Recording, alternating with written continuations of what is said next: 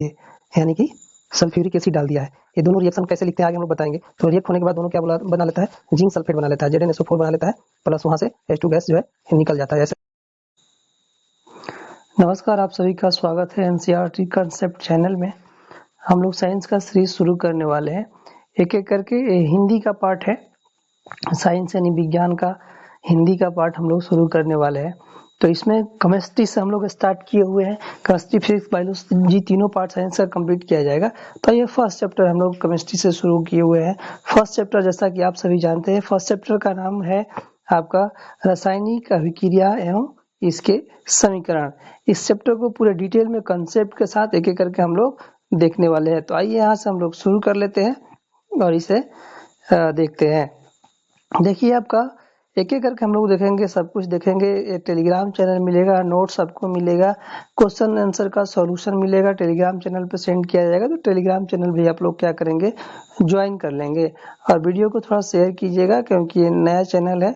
तो जो जो आप शेयर करेंगे, ज़्यादा से ज़्यादा सपोर्ट करेंगे तो ज़्यादा से ज़्यादा वीडियो आपको हमेशा मिलता रहेगा और आपको काफ़ी हेल्पफुल होगा।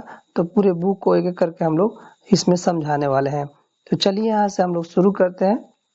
जैसा कि आप सभी देख रहे हैं, यहाँ पे देखिए लिखा है, एक एक करके हम लोग एक एक लाइन का एक्सप्लेन जहाँ करना होगा कर देंगे। अपने दैनिक जीवन में निम्नलिखित परिस्थितियों पर ध्यान दीजिए और विचार कीजिए। जैसे कि यहाँ पे लिखा है, गर्मियों में कमरे के ताप पर दूध को खुला छोड़ दिया जाता है। जैसे कि गर्मियों में आपको दूध को खुला छोड़ देते हैं तो क्या होता है, लोहे का तवा अथवा तसला अथवा काली कील को आर्द्र वायुमंडल में खुला छोड़ दिया जाता है तो क्या होता है, अंगूर का किण्वन भोजन पकाया जाता है, हमारा सभी शरीर भोजन को पचाता है। ये सारी हम लोग सांस लेते हैं, सब कुछ आप लोग जो है रियल लाइफ में फील करते हैं, ये बता रहा है इसमें। तो ये आपका एक बता रहा है कि रासायनिक अभिक्रिया हो रहा है। कैसे हो रहा है आगे हम लोग एक एक करके देखने वाले हैं। आइए यहाँ पे आगे चलते हैं। इसमें कुछ नहीं है, इसमें वही बता रहे हैं कि इन सभी परिस्थितियों में प्रत्येक प्रारंभिक वस्तु की प्राकृतिक तथा पहचान कुछ न कुछ बदल जाती है। पदार्थ के भौतिक तथा रासायनिक परिवर्तनों के बारे में हम पिछले कक्षाओं में पढ़ चुके हैं। यानी भौतिक परिवर्तन और रासायनिक परिवर्तन क्या होता है, हम लोग पिछले कक्षाओं में पढ़ चुके हैं। थोड़ा सा हम लोग चर्चा कर लेते हैं। भौतिक परिवर्तन किसको कहते हैं? भौतिक परिवर्तन मतलब कि आप कोई काम कर रहे हो, उसमें बाहरी रूप से चेंजेज आ रहा हो, उसको हम लोग भौतिक परिवर्तन कहते हैं। रासायनिक परिवर्तन मतलब उसके रासायनिक गुण में चेंज हो जा रहा हो, वो दोबारा जो है उस मतलब कोई चीज है एक रूप से दूसरे रूप में परिवर्तित हो गया, फिर उस अपने पहले वाले रूप में नहीं आए, तो उसी को हम लोग रासायनिक परिवर्तन कहते हैं। ज्यादा इसमें नहीं एक्सप्लेन करना क्योंकि पिछले कक्षा में आप लोग इसको पढ़ चुके होंगे। आइए नेक्स्ट देखते हैं, यहाँ पे क्रियाकलाप क्या दिया गया। तो इस क्रियाकलाप को आइए अच्छे से समझते हैं। देखिए यहाँ पे लिखा है कि इस क्रियाकलाप में शिक्षक के सहयोग से आपको यह क्रियाकलाप करना है। और यहाँ पे देखिए, एक मैग्नीशियम रिबन को रेगमाल से रगड़कर साफ कीजिए और इस चिमटे से पकड़कर स्पिरिट लैंप या बर्नर, देखिए मैं समझा दे रहा हूँ आपको। यहाँ पे देखिए ये फिगर दिखा रहा हूँ। यहाँ पे क्या बोल रहे हैं, यहाँ पे बोल रहे हैं कि एक मैग्नीशियम है, मैग्नीशियम को हम लोग, मैग्नीशियम का सिंबल होता है Mg, जिसका परमाणु क्रमांक होता है 12 यानी 12। एक मैग्नीशियम रिबन कहने का मतलब एक पट्टा टाइप का मैग्नीशियम का लेकर के एक मोमबत्ती जला करके या बर्नर या मोमबत्ती जैसे लैंप होता था पहले, तो उसी को बर्नर बोल सकते हैं। तो इस लैंप के ऊपर ला करके एक चिमटे से पकड़ करके उस मैग्नीशियम के मैग्नीशियम जो रिबन हम लोग माथा में बांधते हैं ना, हेयर में, ऐसा होता है, उसका पट्टा इस पर जलाएंगे तो एक रिएक्शन होता है, उसी के बारे में बात कर रहे हैं। मैग्नीशियम को अच्छे से आपको क्या करना है, साफ कर लेना है ताकि उस पे जो है कुछ जमा ना हो, जिससे वो जलेगा नहीं। तो वही बता रहे हैं, आइए हम लोग पढ़ लेते हैं। तो मोटा मोटी आप लोग समझ गए होंगे क्या बोल रहा है। देखिए, जब मैग्नीशियम रिबन को हम लोग जलाते हैं, मैग्नीशियम रिबन को रेगमाल से रगड़कर साफ कीजिए, मतलब मैग्नीशियम जो रिबन होता है, पट्टा होता है, उसको साफ कर लेना है। चिमटे से पकड़ कर लैंप या बर्नर के दहन करिए तथा इससे बनी राख को वाच ग्लास में इकट्ठा कीजिए। मैग्नीशियम रिबन दहन के समय अपनी आंखों से दूर रखना है। तो मतलब ये रिएक्शन के लिए बात कर रहे हैं, यानी कि जब मैग्नीशियम को, चलिए रिएक्शन हम दिखा रहे हैं, यानी मान लीजिए मैग्नीशियम को जब आप जलाएंगे तो ये मैग्नीशियम जो है ऑक्सीजन के साथ रिएक्शन करके आपको बना लेगा क्या, MgO, मैग्नीशियम ऑक्साइड में एक कन्वर्ट हो जाएगा। तो एक केमिकल रिएक्शन को दर्शा रहा है यह क्रियाकलाप। नेक्स्ट आइए हम लोग देखते हैं। देखिए फर्स्ट वीडियो में थोड़ा सा दिक्कत हो सकता है, बाकी धीरे धीरे सब कुछ ठीक कर दिया जाएगा। और यह जो देखिए यहाँ पे आपने देखा होगा कि चमत्कार श्वेत लौह के साथ मैग्नीशियम रिबन का दहन होता है और यह श्वेत पूर्ण चूर्ण में परिवर्तित हो जाता है। यह मैग्नीशियम ऑक्साइड का चूर्ण होता है जो वायु में उपस्थित ऑक्सीजन तथा मैग्नीशियम के बीच होने वाली अभिक्रियाओं के कारण बनता है।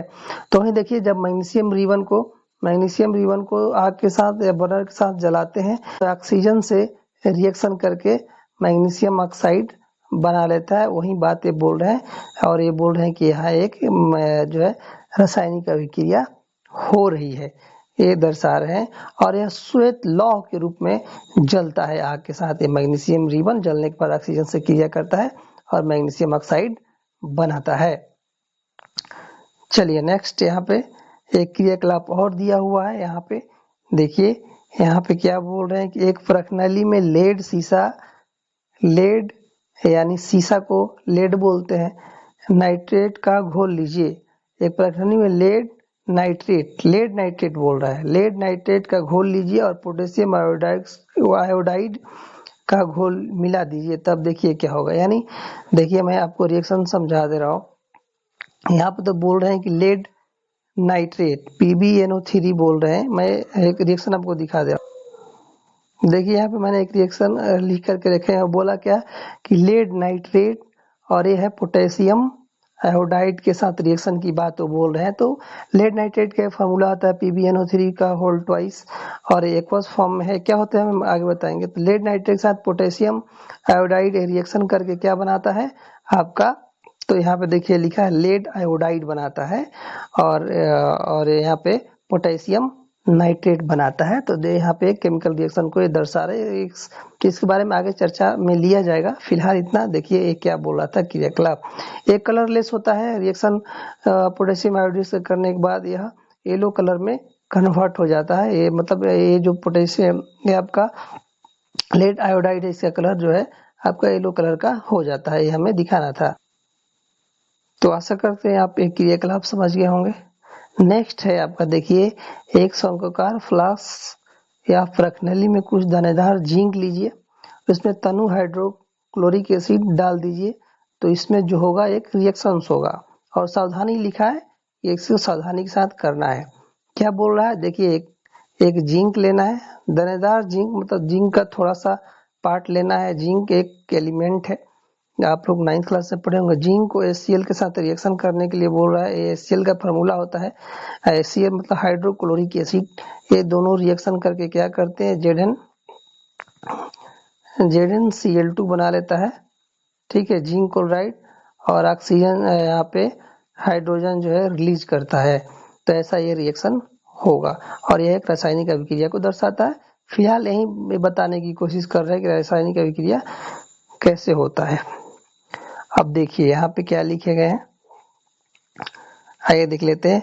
ऊपर दिए गए तीनों क्रियाकलापों के आधार पर हम कह सकते हैं कि निम्न किसी परीक्षण की सहायता से हम निर्धारित कर सकते हैं कि रासायनिक अभिक्रिया हुई है। यानी आप कैसे पता करेंगे कि कहीं पर रासायनिक अभिक्रिया हुई है या रासायनिक अभिक्रिया नहीं हुई है।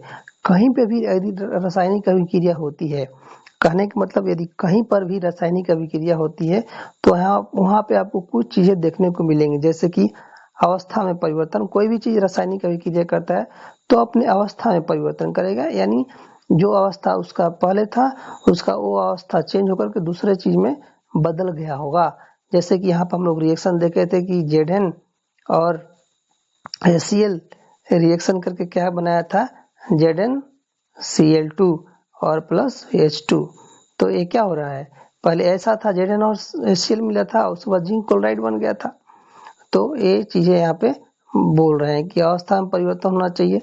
मतलब रासायनिक अभिक्रिया का पहचान करने का तरीका है कि जहाँ पे होगा वहाँ उसके अवस्था में परिवर्तन होगा, रंग में परिवर्तन होगा, गैस या तो गैस निकलेगा या तापमान में परिवर्तन होगा। ये आपको याद कर लेना है कि कहीं पे भी रासायनिक अभिक्रिया को पहचानने का तरीका है कि उस चीज में अवस्था में परिवर्तन होता हो, रंग में परिवर्तन होता हो, गैस वहां से निकलती हो या तापमान में परिवर्तन हो रहा होता है।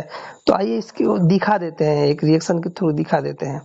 ठीक है, देखिए आपका फर्स्ट था अवस्था में परिवर्तन। अवस्था में परिवर्तन मतलब जब मान लीजिए कैंडल को आप जला रहे हैं, कैंडल यानी मोमबत्ती को आप जला रहे हैं, जलने के बाद वो पिघल जाता है, उसका अवस्था परिवर्तित हो गया। तो जहाँ पे रिएक्शन होगा वहां पे उसका अवस्था चेंज हो जाएगा। और मोमबत्ती में एक बात और जान लीजिए, दोनों रिएक्शंस होते हैं, केमिकल और फिजिकल यानी भौतिक परिवर्तन और रासायनिक परिवर्तन होते हैं। मोमबत्ती जो जल रहा है, मोम जो पिघल रहा है वो भौतिक परिवर्तन है, और जो उसमें जल रहा है बीच में जो बाती लगा है वो रासायनिक परिवर्तन उसमें हो रहा है। तो यहाँ पे अवस्था परिवर्तन हो गया, माने एक चीज पहले था, पहले मोमबत्ती था, ठोस था, अब वो द्रव में पिघल गया जलने के बाद, ये अवस्था परिवर्तन बोलेंगे।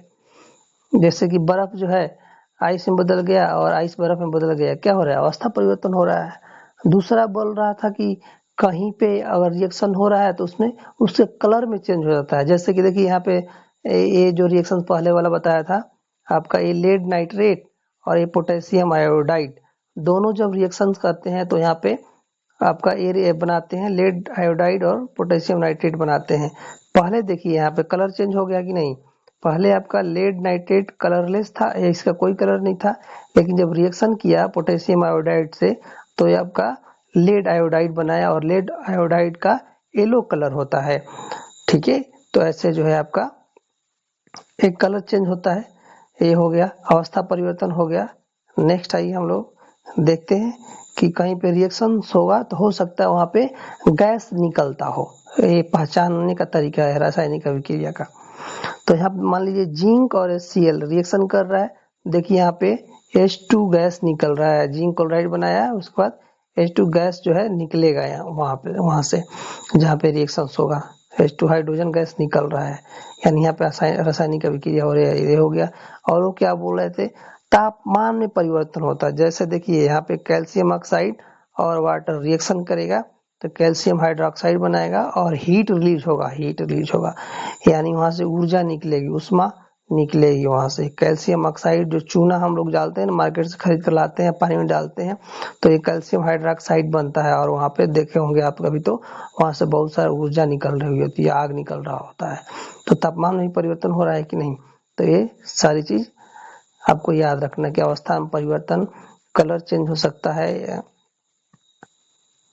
तो आपको याद रखना है कहीं भी रासायनिक अभिक्रिया होगी तो वहां पे ये चीजें आपको देखने को मिलेंगी, अवस्था में परिवर्तन हो रहा होगा, रंग में परिवर्तन हो रहा होगा, जैसे मैं दिखाया गैस वहां से निकल रहा होगा, तापमान में परिवर्तन हो रहा होगा, इन इन चीजों में से कोई ना कोई हो रहा होगा, एक कोई दो हो रहा होगा या कम से कम एक भी हो रहा होगा, तो वहां पे रासायनिक अभिक्रिया बोलेंगे कि हो रहा है। चलिए आगे चलते हैं, आगे लिखते हैं कि यदि हम अपने आसपास हो रहे परिवर्तनों को देखें तो पाएंगे कि हमारे चारों ओर विविध प्रकार की रासायनिक अभिक्रियाएं हो रही हैं। इस अध्याय में हम विभिन्न प्रकार की रासायनिक अभिक्रियाओं के बारे में चर्चा करेंगे। ठीक है, नेक्स्ट यहाँ पे वही एक फ्लास्क लिया हुआ है। एक फ्लास्क बोले का मतलब कि एक ऐसा बर्तन होता है जिसको हम लोग फ्लास्क बोलते हैं, कि इसमें यहाँ पे आपका HCl रखा है और थोड़ा सा देखिए यहाँ पे सल्फ्यूरिक अम्ल, माने उसी को सल्फ्यूरिक अम्ल बोले तो H2SO4 होता है, फॉर्मूला चाहे तो याद रख सकते हैं H2SO4। ठीक है, ऐसे लिखते हैं, वो ऊपर रहता है, 4 जो है नीचे रहता है, ओके थोड़ा सा।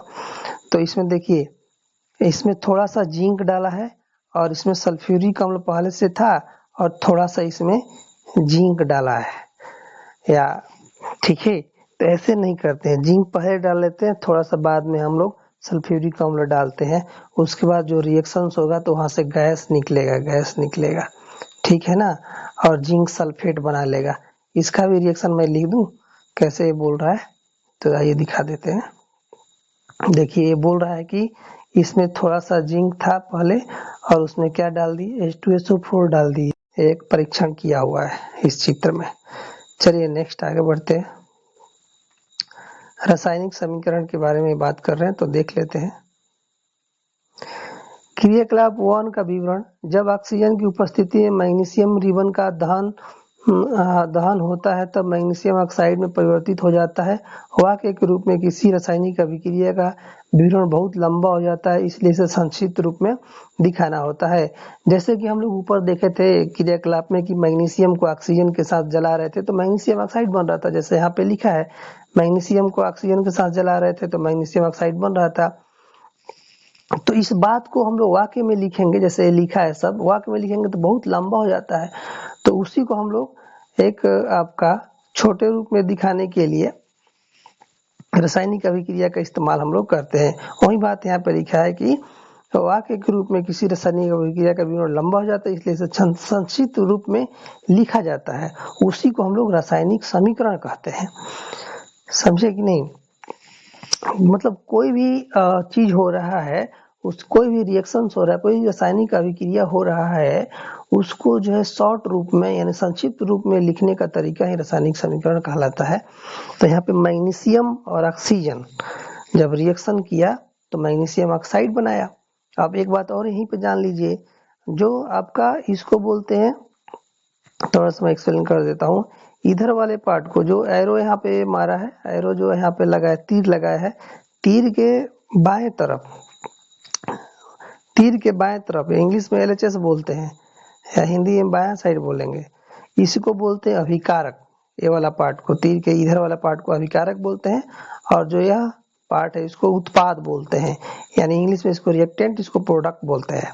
ठीक है, मतलब जो ये दोनों जो चीजें मिल रही हैं वो अभिकारक है, और मिलने के बाद जो एक नई चीज बन रही है उसको हम लोग उत्पाद बोलते हैं। यानी मैग्नीशियम और ऑक्सीजन दो चीज मिला आपस में, और मिलने के बाद क्या बना लिया, एक नया चीज बना लिया मैग्नीशियम ऑक्साइड। जो नया चीज बना है उसको उत्पाद बोलेंगे। उत्पादन हो गया दो चीजों का मिल करके, मैग्नीशियम और ऑक्सीजन का मिल करके। एक कैसे रिएक्शन होता है आगे हम लोग एक एक स्टेप देखना है। तो चलिए, आशा करते हैं समझ में आया होगा। वही बात लिखा है जो मैंने आपको बोला। यहाँ पे देखिए, मैग्नीशियम तथा ऑक्सीजन ऐसे पदार्थ है जिनमें रासायनिक परिवर्तन होता है, इन्हें अभिकारक कहते हैं। और इस अभिक्रिया से नए पदार्थ मैग्नीशियम ऑक्साइड का निर्माण होता है, जिसे उत्पाद करते हैं। नेक्स्ट,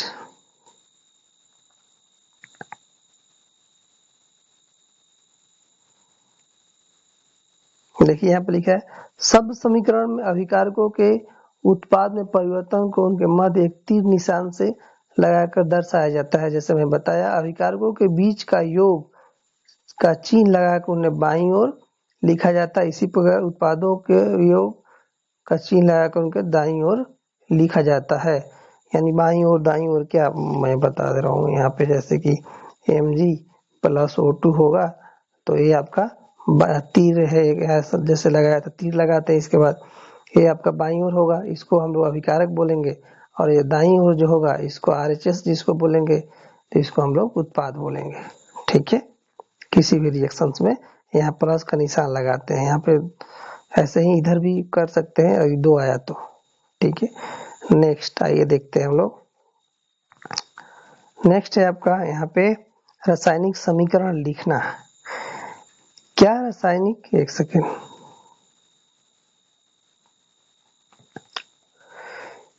क्या रासायनिक समीकरण के निरूपण की इससे भी संक्षिप्त विधि है? शब्दों की जगह रासायनिक सूत्र का उपयोग करके रासायनिक समीकरण को अधिक संक्षिप्त तथा उपयोगी बनाया जा सकता है। रासायनिक समीकरण किसी रासायनिक अभिक्रिया को दर्शाता है। यदि आप मैग्नीशियम ऑक्सीजन तथा मैग्नीशियम ऑक्साइड के सूत्रों को स्मरण करें तो उपरोक्त शब्द का समीकरण ऐसे लिखा जा सकता है। यानी रासायनिक समीकरण लिखने की बात कर रहे हैं। यानी जैसे मैग्नीशियम हम लोग वाक्य में लिखे थे, उसी को सूत्र के रूप में भी लिखा जा सकता है संक्षिप्त रूप में।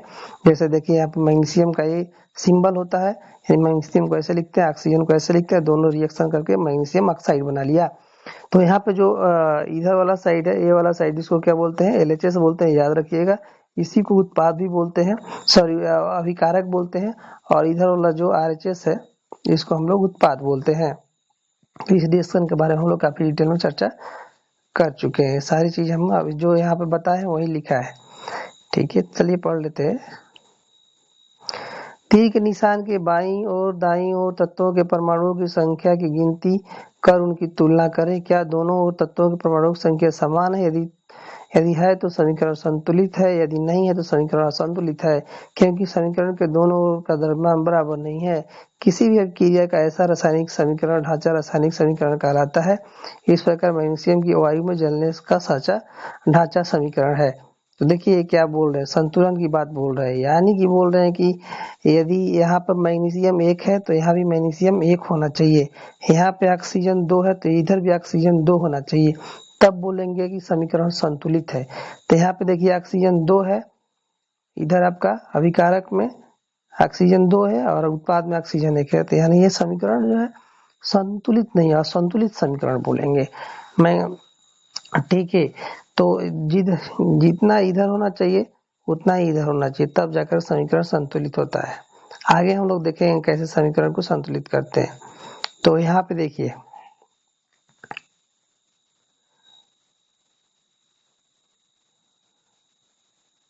देखिए लिखा है संतुलित रासायनिक समीकरण का महत्व। आपको द्रव्यमान के संरक्षण का नियम का स्मरण होगा, जिससे आपने 9वीं कक्षा में अध्ययन किया था। किसी भी रासायनिक अभिक्रिया में द्रव्यमान का न तो निर्माण और न ही नाश किया जाता है, अर्थात किसी भी रासायनिक अभिक्रिया के उत्पाद तत्वों का कुल द्रव्यमान अभिकारक तत्वों के कुल द्रव्यमान के बराबर होता है। कहने का मतलब किसी भी रासायनिक अभिक्रिया में द्रव्यमान का क्षय नहीं होता है, जितना द्रव्यमान पहले था बाद में उतना ही द्रव्यमान होना चाहिए। यानी मैग्नीशियम पहले 1 था तो बाद में जो उत्पाद बनेगा उसमें मैग्नीशियम 1 होना चाहिए। जैसे कि वहां पे मैंने दिखाया ऑक्सीजन एक तरफ 2 था, एक तरफ 1 था, तो ऐसा नहीं होना चाहिए। ठीक है, तो उसको असंतुलित बोलेंगे। संतुलित समीकरण में दोनों तरफ का जो है संख्या बराबर होना चाहिए, द्रव्यमान कहने का मतलब। आगे द्रव्यमान के बारे में आप लोग 9th क्लास में पीछे पढ़े होंगे। ठीक है, देखिए यहाँ पे दूसरे शब्दों में रासायनिक अभिक्रिया के पहले या उसके पश्चात प्रत्येक तत्वों के परमाणुओं की संख्या समान रहती है, इसीलिए हमें कांकालिक समीकरण को संतुलित करना आवश्यक है। क्या, यहाँ पे देखिए आइए, मतलब कि अगर बराबर नहीं है संख्या दोनों तरफ तो उसको संतुलित किया जाता है। देखिए एक रिएक्शंस की यहाँ बात करें, इस रिएक्शन को हम लोग देख लिए, ऊपर बताया था जिंक और सल्फ्यूरिक अम्ल, ये दोनों जो है रिएक्शन करके क्या बनाते हैं, एक तो जिंक सल्फेट बनाता है और हाइड्रोजन बना लेता है।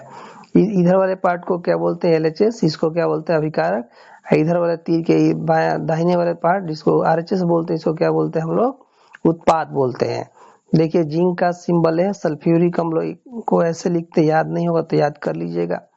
और ये आपका ये जिंक और सल्फ्यूरिक एसिड रिएक्शन करके क्या बनाता है, जिंक सल्फेट JnSO4 बनाता है और हाइड्रोजन गैस यहाँ से जो है निकलता है, ऐसे दर्शाएंगे। ठीक है, तो इसको क्या करना है, ये देखिए संतुलित है कि नहीं। तो जिंक एक इधर है, जिंक एक इधर है, SO4 SO4, H2 यहाँ पे, H2 यहाँ पे, ये समीकरण आपका संतुलित है। ठीक है, दोनों तरफ बराबर संख्या है, तो वही बात यहाँ पे लिखा है कि दोनों ओर तत्वों के परमाणुओं की संख्या की तुलना करना है, बराबर है तो ठीक है, नहीं है तो आपको इसको संतुलित करने के लिए बताया जाएगा।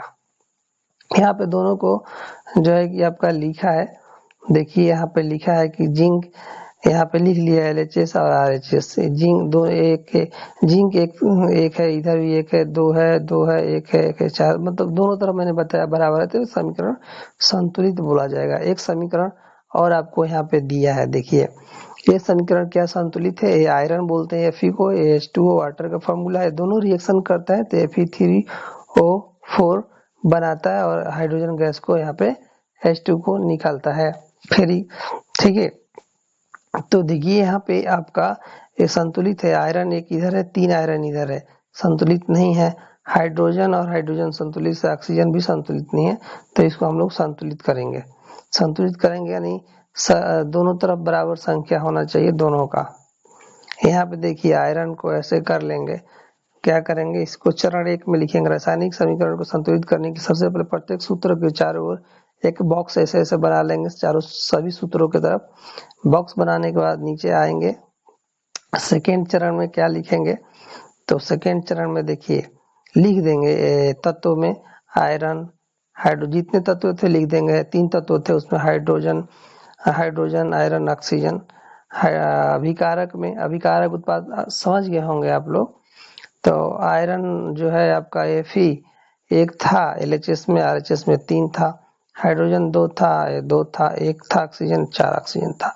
तो इनको अब संतुलित करना है। यहाँ पे लिखिए सुविधा के लिए सबसे ज्यादा वाला को हम लोग सुविधा के लिए सबसे अधिक परमाणु वाले अणु को पहले संतुलित करते हैं, यानी किसमें परमाणुओं की संख्या सबसे ज्यादा है। तो देखिए यहाँ पे आयरन में 3 है और 1 है, 4 है, सबसे ज्यादा आयरन में है, तो आयरन को पहले हम लोग संतुलित करेंगे। ऐसे जैसे लिखा है वैसे हम लोग लिखते जाएंगे। देखिए ऑक्सीजन के परमाणु अभिकारकों में, उत्पादों में, तो यहाँ पे देख लेते हैं। यहाँ पे देखिए आयरन का नहीं, यहाँ पे सबसे ज्यादा किसका संख्या है वो काउंट कर लेंगे। यहाँ देख लीजिए आयरन में 1 और 3 4 ही हो रहा है, हाइड्रोजन में 2 2 4 हो रहा है, ऑक्सीजन में 1 और 4। सबसे ज्यादा परमाणु किसका है? ऑक्सीजन का है, 5 है। तो सबसे पहले इसको हम लोग संतुलित करेंगे। ए बोल रहे हैं यहाँ पे इसमें जो लिखे हैं, तो आइए हम लोग संतुलित करके देखते हैं। देखिए आप प्रारंभ में हाइड्रोजन जो वाटर इसमें ऑक्सीजन कितना था 1 था, वही 1 यहाँ पे लिखा है। ऑक्सीजन 1 ही तो है यहाँ पे, तो 1 लिख लिया है। और यहाँ पे Fe3O4 में ऑक्सीजन कितना है 4 है, जो यहाँ पे 4 लिखा है। और यहाँ पे भी वही बात लिखा है, यहाँ पे भी ऑक्सीजन 1 था। तो अब इधर 4 ऑक्सीजन था तो इधर भी 4 ऑक्सीजन लाने के लिए यहाँ पे 1 में 4 से जो है मल्टीप्लाई कर दिया, तो दोनों तरफ 4 4 जो है ऑक्सीजन हो जाएगा। ठीक है, देखिए यहाँ पे दोनों तरफ 4 4 ऑक्सीजन उसके बाद लिख दिया है यहाँ पे। ठीक है, यहाँ पे तो इस वाले में 4 से मल्टीप्लाई कर दिया और पहले इसमें से 4 था ही। तो आप देखिए समझ लीजिए एक बार और, यहाँ पे देखिए H2 में 4 से मल्टीप्लाई कर रहा है कि नहीं, ताकि ऑक्सीजन भी इसमें 4 हो जाए। तो वही बात यहाँ पे कर दिया है। ठीक है, यहाँ पे 4 तो ऑक्सीजन हो गया, इधर भी 4 ऑक्सीजन हो गया, लेकिन अब यहाँ पे 8 हाइड्रोजन हो गया और यहाँ पे कितना हो गया 2 हाइड्रोजन हो गया, ये भी असंतुलित हो गया। तो सबसे ज्यादा किस परमाणु की संख्या 8 हाइड्रोजन और 2 हाइड्रोजन, 10 हाइड्रोजन दोनों तरफ मिला के हो रहा है। तो हम लोग पहले हाइड्रोजन को अब संतुलित करेंगे। ठीक है, देखिए यहाँ पे किया है। तो हाइड्रोजन के परमाणु यहाँ पे लिख लेंगे, अभिकारक लिख लेंगे, उत्पाद लिख लेंगे। प्रारंभ में कितना था, तो यहाँ पे देखिए यहाँ पे 8 हाइड्रोजन है, 4 इधर 2, 4 दूना के 8, इधर भी लिख लिया, यहाँ भी लिख लिया। और यहाँ पे पहले उत्पाद में कितना हाइड्रोजन था, तो 2 ही था ना। यहाँ पे देखिए कंफ्यूज नहीं होना है। यहाँ पे देखिए इसमें 2 ही हाइड्रोजन है ना, तो ही 2 हाइड्रोजन यहाँ पे आपको लिखा है, 2 हाइड्रोजन यहाँ लिखा है, 8 हाइड्रोजन यहाँ। तो देखिए यहाँ पे 2 था, यहाँ पे 8 है, यहाँ 2 था, तो यहाँ पे भी 8 करना है, तो इसलिए 4 से मल्टीप्लाई किया, 4 दूना 8, ये हो गया। ठीक है, तो यहाँ पे आपका ऐसे जब करेंगे तो देखिए यहाँ पे ये भी संतुलित हो गया, हाइड्रोजन ऑक्सीजन, इधर भी ऑक्सीजन 4 जो मल्टीप्लाई किया यहाँ पे, तो इधर मल्टीप्लाई ऑक्सीजन में भी होगा, इसलिए 4 ऑक्सीजन और इधर भी 4 ऑक्सीजन, इधर 4 दूना 8 हाइड्रोजन, इधर 4 दूना 8 हाइड्रोजन हो गया। अब बच गया लोहा आयरन, Fe इधर 1 है, इधर 3 है, यही बच गया। तो इधर भी लगा देख लेते हैं, यहाँ पे संतुलित कर दिया है। कैसे, यहाँ पे Fe3 था पहले से, Fe3O4 इसमें 1 था, इधर जब 3 Fe है तो इधर 3 से मल्टीप्लाई कर देंगे ताकि इधर भी हो जाए, तो ऐसे कर लेंगे। तो ये अब आपका संतुलित हो गया। यहाँ पे देखिए 3 और इधर सब कुछ संतुलित हो गया। तो ऐसे जो है इस समीकरण को संतुलित करना है। यदि समझ में नहीं आएगा तो बोलिएगा, फिर इसको बताया जाएगा। फाइनल चरण में ऐसे जो है इसको लिख लेना है और यहाँ पे लिख देना है संतुलित समीकरण है। ठीक है, इस विधि को जो हम लोग जिस विधि से, अभी कई विधि होते हैं इसके संतुलित करने के, इस जो विधि से संतुलित हम लोग कर रहे हैं, जैसे लिख के बुक में दिया, इसको हीट एंड ट्रायल विधि कहते हैं। ठीक है, नेक्स्ट यहाँ पे देखिए भौतिक अवस्थाओं के संकेत लिखना। देखिए इसको पढ़ लेते हैं। ऊपर लिखे हुए समीकरण की सावधानी से जांच कीजिए, क्या इस समीकरण से हमें